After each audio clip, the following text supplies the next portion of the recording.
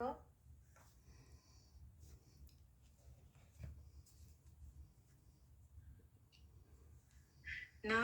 Vacha Parasaraya Mahabhaga Bhavata Khachitatmana Paritusyati Sarira Atma Manasa Eva Va.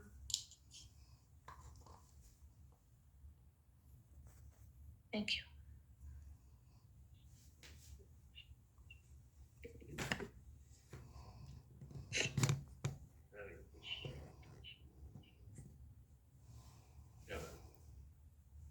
We shall proceed with the word synonyms. Narada, Narada, Uvacha said, Parasharya, O son of Parasha, Mahabhaga, the greatly fortunate, Bhavatāha, your Kachit, if it is, Atmana, by the self-realization of Paritushyati, does it satisfy Shariraha, identifying the body, Atma, self, Manasa, identifying the mind, Eva, certainly, Va, and translation, Vaishya, and purport Vaishya Prabhupada, addressing Vyasadeva. This we do a second time. I'm reading, I read by myself, and then we repeat. This is how it goes usually. I like to put a pause sometime to give it more drama. Addressing Vyasadeva, the son of Parashara, Narada inquired, are you satisfied by identifying with the body or the mind as objects of self-realization? Now, together we repeat, addressing Vyasadeva, the son of Parashara, Narada inquired, are you satisfied by identifying with the body or the mind as objects of self-realization? Or this was a hint by Narada to Vyasadeva regarding the cause of his despondency. Vyasadeva, as the descendant of Parashara, a greatly powerful sage, had the privilege of having a great parentage, which should not have given Vyasadeva cause for despondency. Being a great son of a great father, he should not have identified the self with the body or the mind. Ordinary man with a poor fund of knowledge can identify the body as self or the mind as self. But Vyasadeva should not have done so.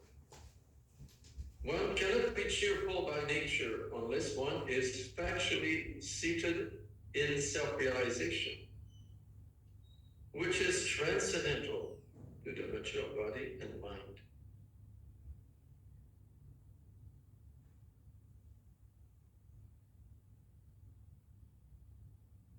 Om Ajnanatimidandasya Gyananjana Shalakaya Chakshurumilitam Jena Tasmai Shri Gurave Namaha Shri Chaitanya Manobishtam Stapitam Yena Bhutale Swayam Rupa Kadamayo Dadi Swapadantikam Vandeham Shri Guru Shri Yuta Padakamalam Shri Guru Vaishnavamscha Virupam Sagrajatam Sahagana Ragunatam Vitam Tam Sajivam Sadvaitam Savadutam Parichana Saitam Krishna Chaitanya Devam Shilada Krishna Padam Sahagana Lalita Shri Vishakambitam Cha He Krishna Karuna Sindho Dinabando Jagatpate Gopisha Gopika Kanta Radha Kanta Namostute Tapta Kanchana Gorangi Radhe Vrindavaneshwari Vrishabhanu Sute Devi Pranamami Hari Priye Vanchakalpatarubhyascha Kripa Sindhubhya Cha Atitana Pavanebhyo Vaishnavebhyo Namo Namaha Shri Krishna Chaitanya Prabhu Nityananda Shri Advaita Gadadhara Srivasadi Gaura Bhakta Vrinda Hare Krishna Krishna Krishna Hare Hare Hare Rama Rama Rama Hare Hare Namo Vishnu Padaya Krishna Prasnaya Hare Srimati Bhakti Vedanta Swami Vitinaya Namaste Saraswate Devi Gaurapada Pracharya Nirvishesha Srinavadi Paschatari Shikari.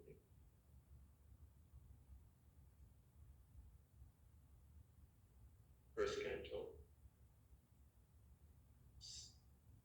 chapter 5, Narada gives instruction to Vyasadeva on the matter of Srimad Bhagwatam.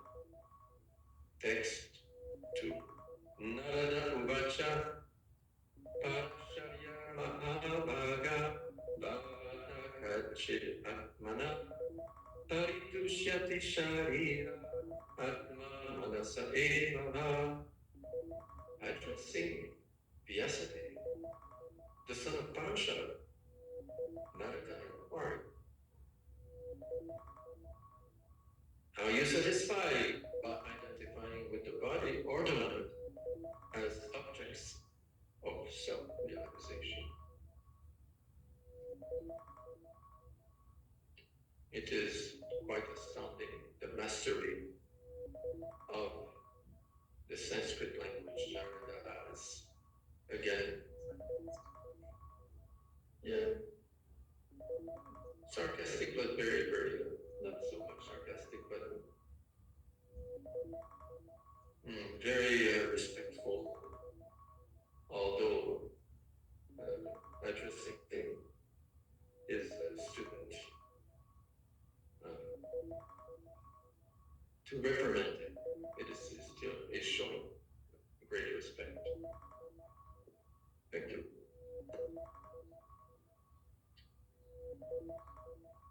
Because he still understands that he's not addressing just an ordinary person.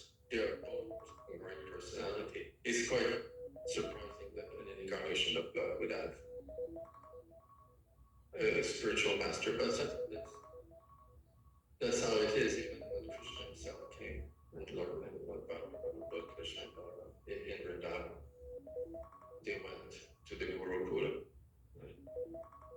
Santi Muni. So this is the way of understanding spiritual knowledge. Although you might be a great personality with fabulous lineage, that is referring to him. This is lineage, the son of Parashara Muni, a greatly powerful sage and author, celebrated author. So even though you may have great ability, great lineage, still, this is the tradition throughout the teacher that discourages this tendency to be proud of one's knowledge, because you have to submit yourself at the feet of a master, right? Even though you celebrated yourself as a very big man,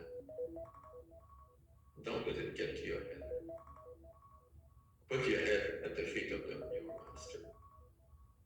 It is better this way because it's a kind of intoxication, this pride, this false pride, and it leads to destruction.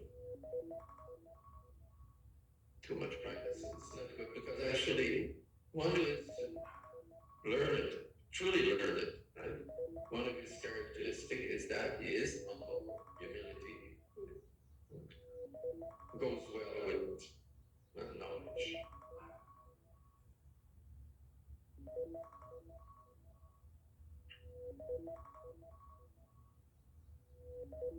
So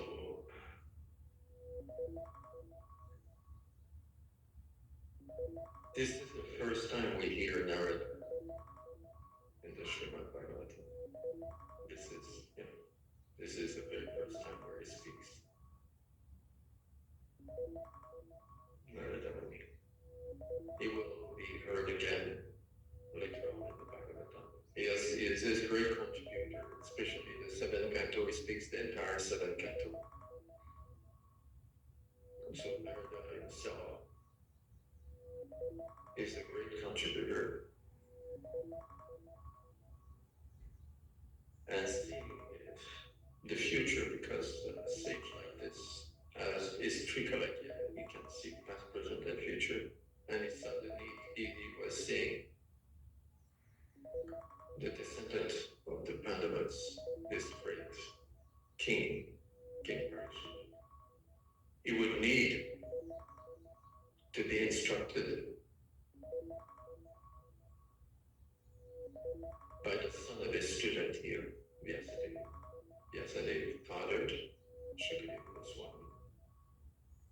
And Shukadeva Goswami would have to learn this great commentary on the Vedanta Sutra, which is the Srimad Bhagwatam. He would need this, and as the rest of the people of Kali Yuga would need this book.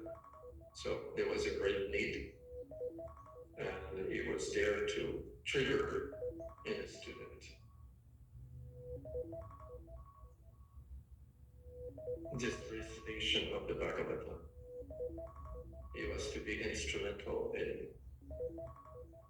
starting a process in the mind of Vyasadeva, so that this would be available to us today. Krishna just performed his beautiful pastimes. So there was this need. People were lamenting, oh, Krishna is gone now. It was so beautiful to witness his pastime in Vrindavan. So there's this need that someone would compile this, would keep this alive. First in a recitation, verbal recitation, and then later on put down black and white on paper, write it down, compile it. So this was seen as necessary. So Narada, then that's why Narada appeared at that moment where Vyasadeva was not feeling fully satisfied. So Narada starts with, at the beginning, with the first syllable, pa, of Parasharya. Parasharya meaning the son of Parashara Muni. So Pa is the first of the labial consonant. Labial meaning lips. Labial, the consonant pronounced with the lips. Pa, ta, ba, ba, and ma. So there's five. They are one after the other, the alphabet, Sanskrit alphabet. So those are called the labial consonant. And pa is the first of the labial consonant. They're called pavarga. And there's this expression, well-known expression, apavarga. Someone created this explanation, apavarga. Apavarga means liberation, because it is means the negation of pavarga. Pavarga refers to 5 words that are made from those first syllable. And pa, starting with pa, is, I've written down, I forgot what it is. Parishrama. So pa refers to parishrama, means labor. So, the criticism of Narada Muni Vyasadeva, is that you have encouraged people to basically engage in hard labor, perhaps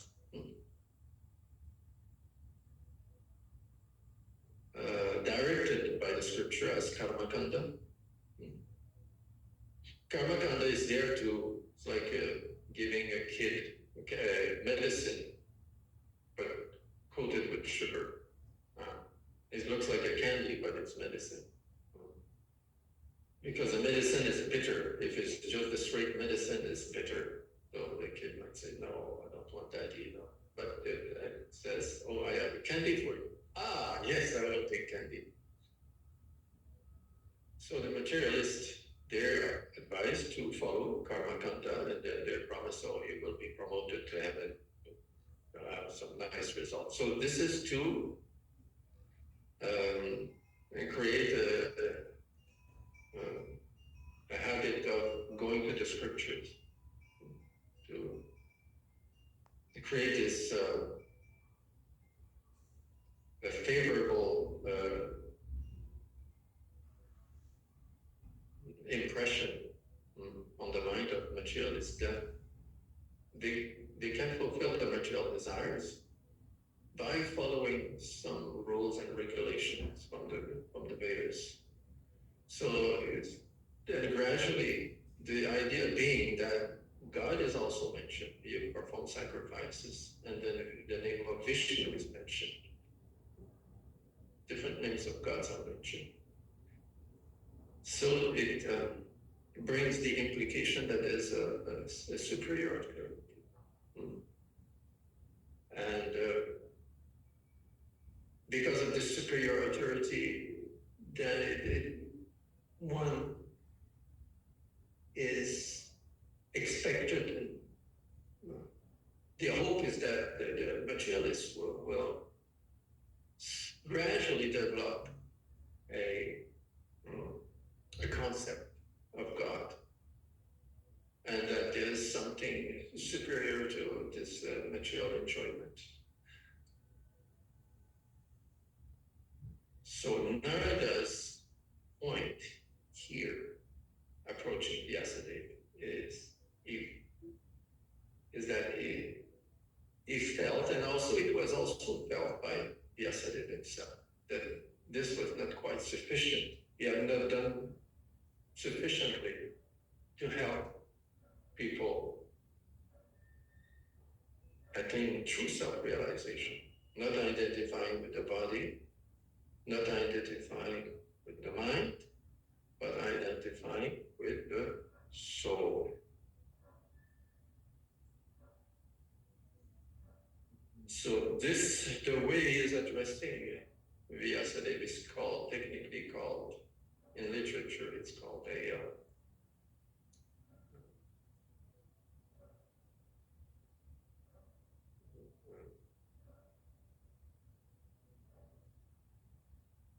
the name that I was little about to say now, I forgot.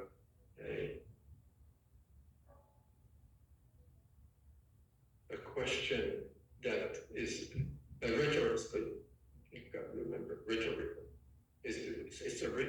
It's called a rhetorical question. Rhetorical question. Rhetorical question, okay, is a kind of question that is said, like you said in the beginning, in the, what was the first word you say, is being facetious kind of thing. You said something like this.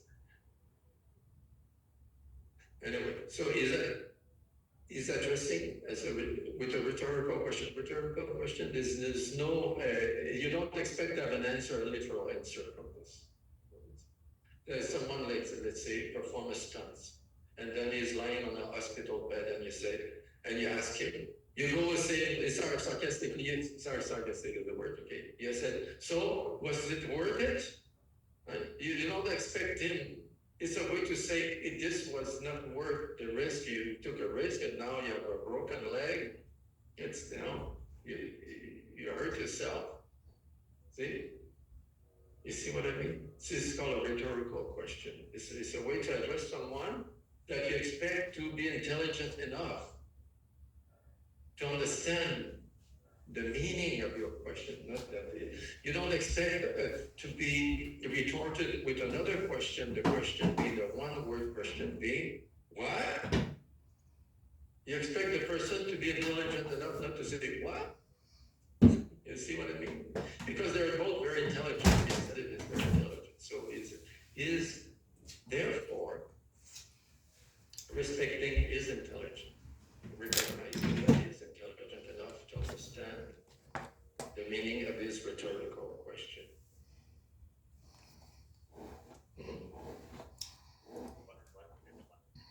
You want to give him the...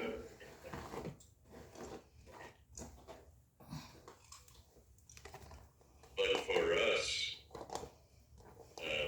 maybe it's an important question because we hear all the time to attain self-realization.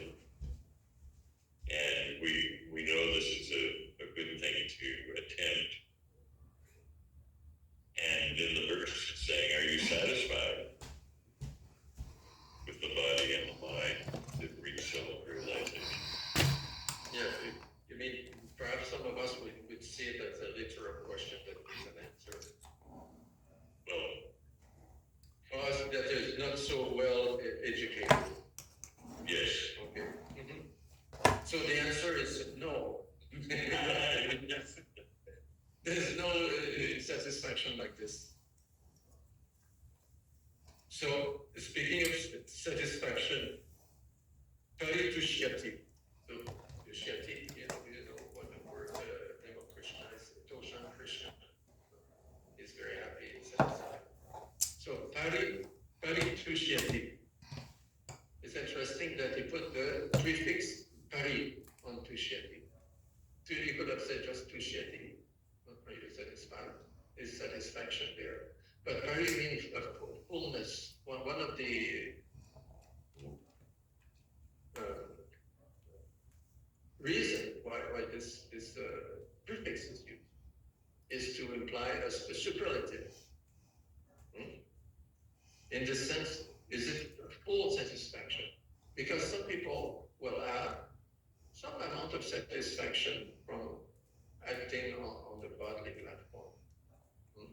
It's a partial satisfaction. Or the more refined people, philosophers, will have some partial satisfaction identifying with the mind. Because that's mostly the platform on where they are. So he said, Pari Tushyati, to emphasize the concept of satisfaction, complete satisfaction. He's saying, are you completely satisfied? It is very, very specific.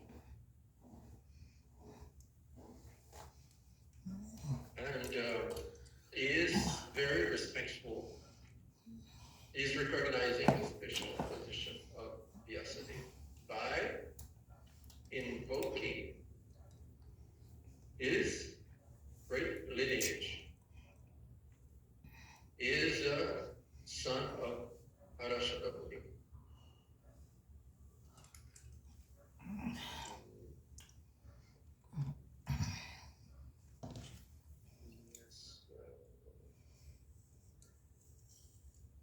Yes, Satyavati is one of the names of his mother.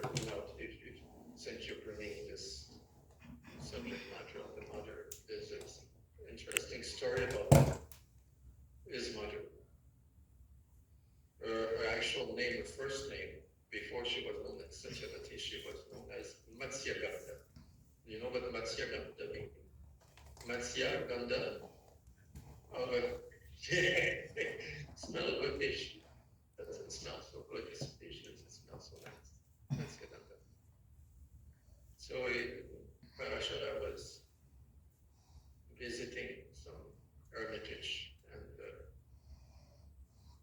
there was he had to cross a river, and the sage was there. He says, "Oh, my daughter, beautiful lady." Now, she was minding the boat, the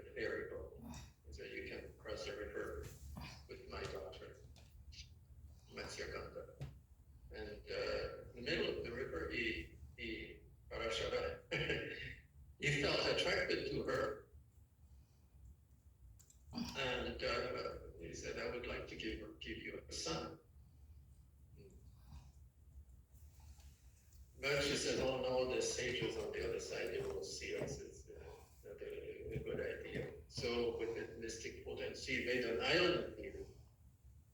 An island. So they went on the island. She said, no, still it's daytime. People can see us. I feel shy. So again, he uses mystic power and made a dense fog here.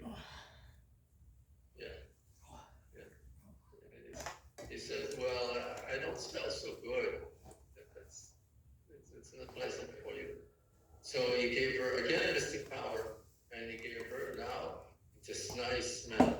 And now she became Yojana, the one that is such a nice smell. You can smell her from one Yojana away. So, and he gave her the sun yesterday.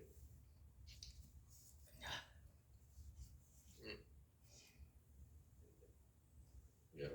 And then she became Satyavati. I'm not sure how, why. For what reason? I don't know this one. And because he was blackish in color, so Krishna is one of his names, and he was born on the island. The island is called Dripa, so it's called Krishna Dvaitaya. And Vyas is a title because he was very learned and he divided the Vedas. And he was also known as Vyas. So here the name Shila Krishna Dvaitaya Vyas. Yeah, blackish in color. So Parashara is a great father. The grandfather of Parashara is Vashishta. So great lineage. And Vashishta was born of Brahma, but also he was reborn of Varuna. So this is a great lineage. So but at the end he says Eva. There's also a lot hidden in this Eva. One of it, Va, refers to Varuna. And Va also refers to his mother, because Va also means perfume. And his mother, she had natural perfume. She didn't need to use perfume. She was natural perfume. So the beginning is referring to his father, and at the end is referring to his mother. And by referring to his father, Parashara is referring to his ancestry, Vashishta and Varuna and Brahma. So this was a way of acknowledging who a great personality Vyasadeva is. Even though he was coming there to, in a way, chastise him, but it was done in a very, very respectful way. Another respectful address is Bhavata, that is used here in this verse. So Bhavata is a way of saying whatever is related to your honor. It's like addressing a judge. You're supposed to say your honor if you go to court. You say your honor. So it's the same way. Bhavata means your honor, your lordship. So this, and also, you see, he's calling it Mahabhaga, greatly fortunate. So he's starting his address to Vyasadeva in a very nice, very respectful way. Yes, so to encourage him. There's also words in there. The word va also refer to arrow. And we know words that will hurt. It's like shooting an arrow to someone's heart, right? So even though he was there to tell him something difficult, difficult to hear. Yeah. It would be like an arrow. You start by at least being very kind, soft, gentle, respectful. So this is showing us how great personalities communicate with each other. We can take example from this, take inspiration as to how to address each other. This is showing very high mastery of human psychology in speaking in this way.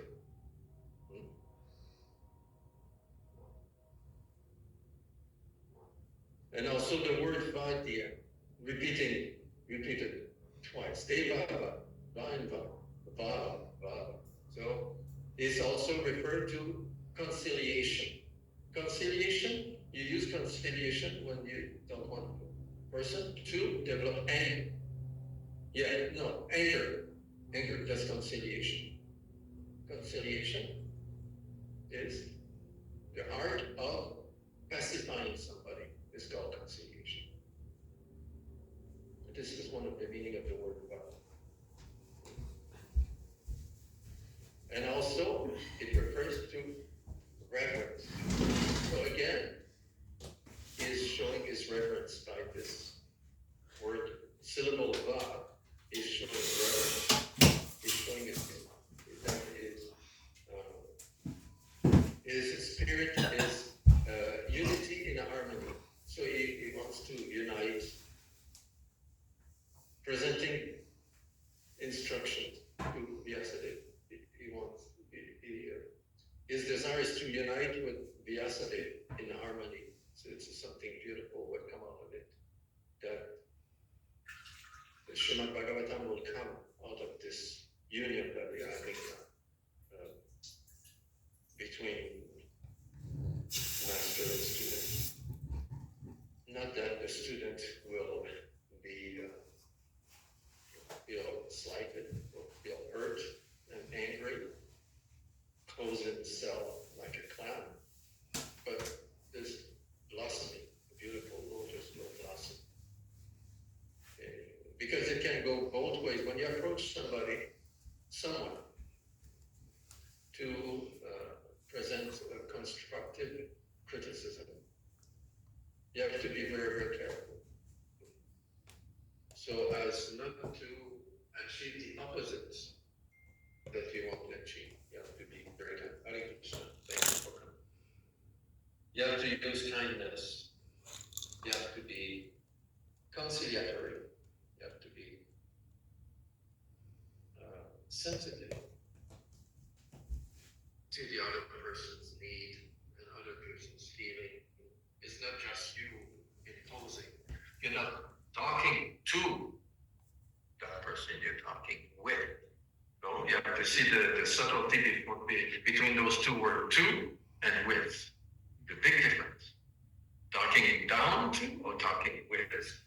It's mostly like this, what he's presenting, how he's presenting himself narratively. He's presenting himself as I'm having a conversation with you. There's some strict criticism, there's some powerful words here, but still, it's presented in a very nice, very pleasant way. That's what the Bhagavad Gita says, the austerity of speech is speaking the truth, but in a pleasing manner, isn't it?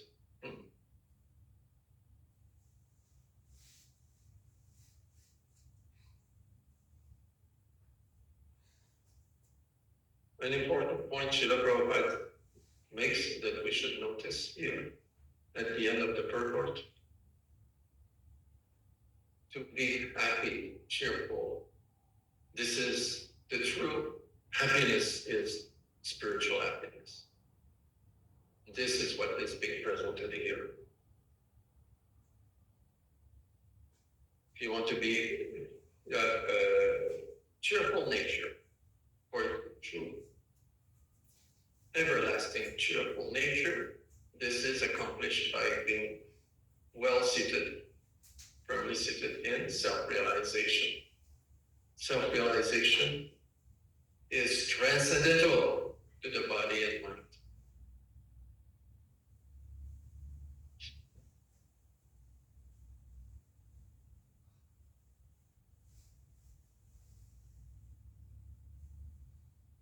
So this is the criticism that the feeling of despondency that he has, insatisfaction, is because he did not stress enough this point.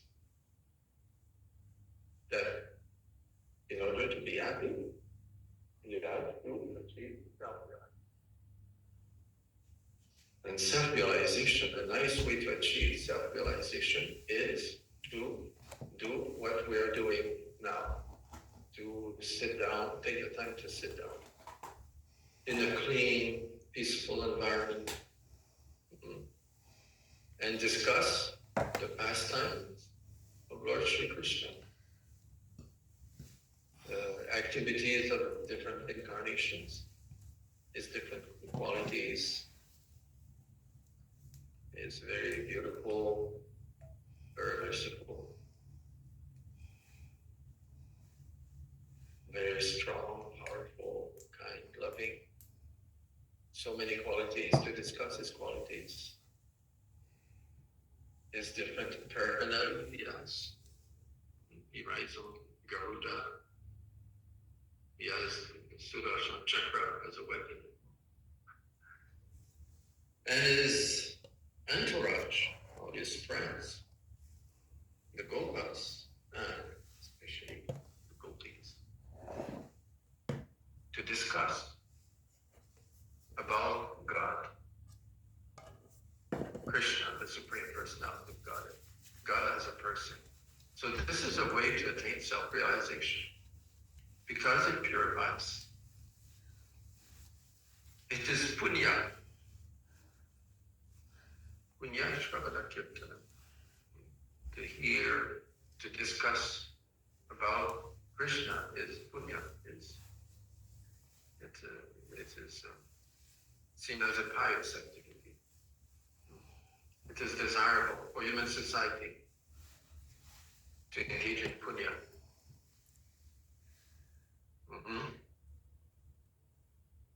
Economic development has to be there because you have to keep body and soul together. And you need a roof over your head, you need food in your belly. Okay. But while all this is fine and dandy, is not sufficient for happiness. People are still seen miserable, they have lots of money, great opulence. Something is missing. This something missing is self-realization. An understanding of who they truly are. An understanding of reality beyond illusion. Illusion is very strong.